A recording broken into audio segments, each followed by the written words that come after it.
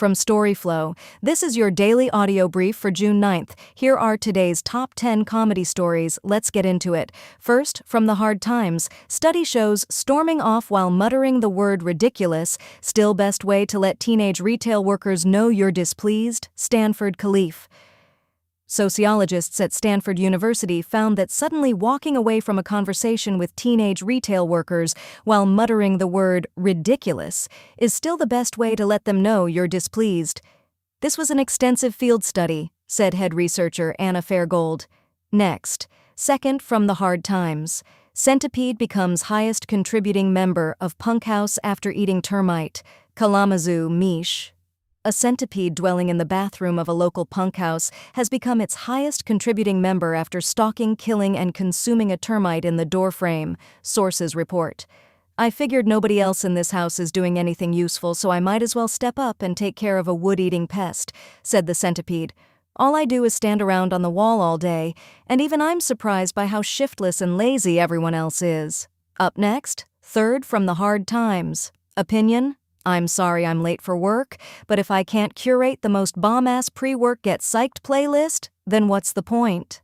Look, I know I've been late more often than I've been on time since starting here, but you really need to consider my perspective. Every morning I have to sit in my car and personally curate the most incredible bangers-only playlist to perfectly tailor my mood and get me going in a way that will carry me through the workday. That's a lot of pressure for a playlist, and I'm a professional, but that's going to take some time. No. And then, fourth, from the hard times, punk tries pickleball after hearing it's loud and annoying. Arlington, Va. Local punk, Troy.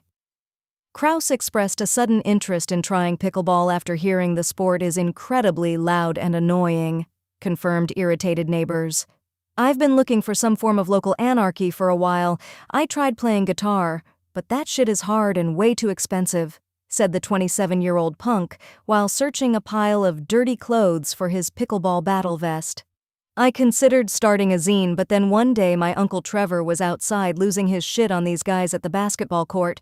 5 minutes later, I heard the reason why that sound man. Next. Fifth, from the hard times. Fugazi announced new prank call album. Arlington, Va. Fugazi will end their decades-long hiatus with the release of a new album of prank phone calls, sources close to the band confirm. We started getting together last year in secret to work on songs for a new album, said Ian McKay. However, everything we came up with felt like a rehash of our earlier work, and we definitely didn't want to be a nostalgia act. We were at practice one night feeling frustrated when Guy made a prank call to Comet Ping Pong to lighten the mood, and something just clicked. Up next. Sixth, from the hard times. Career tip: you can just say you're an actor on CBS's Marshals and no one will know. I have a 3-episode romance arc coming up with Stephanie this season. I tell my aunt at our Mother's Day gathering, "You're going to love it." "Oh, we love the Marshals. We've seen every episode. You're fantastic," she lies. No one has seen CBS's Marshals, which is exactly why I'm telling everyone I'm an actor on that show. You can too. Are you feeling stuck in your career, life, marriage? You can just say you are an actor on CBS's Marshals, also streaming on Paramount Plus, whatever that is, and no one will know. "I didn't know you were an actor," they'll say. And then, seventh, from the hard times. Nation's bosses announce plans to call you on Teams the second you sit down to take a shit. Detroit. The nation's bosses have announced their plan to call you on collaboration platform Microsoft Teams the second you sit down on the toilet to take a shit, aggravated sources report. "It was our collective decision to wait until you've sat on the toilet to call you out of the blue regarding non-pressing work matters," said spokesperson for the National Bosses Alliance Tony Camarda. "We may even choose to call you at the exact moment that you've shot off a log, thus preventing you from being able to easily rush back to your desk."